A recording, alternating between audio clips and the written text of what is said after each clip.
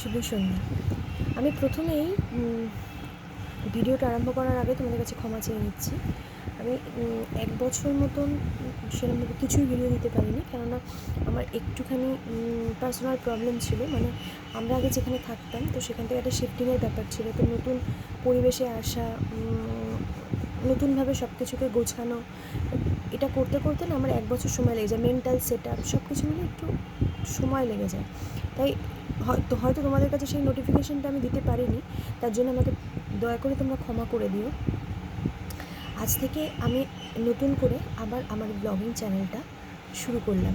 আমি তোমাদের কথা দিচ্ছি যে এবার থেকে আমি প্রতিটা দিনের প্রত্যেকটা মুহূর্তে আমার যাবতীয় যা কিছু কাজের যাবতীয় আমি যা কিছু করবো সব কিছু তোমাদের সাথে শেয়ার করব।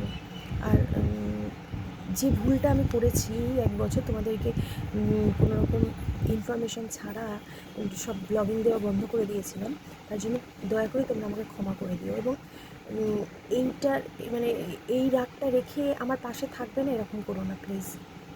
আমি কথা দিচ্ছি মনের মতন আবার তোমাদের সব কিছু শেয়ার করব।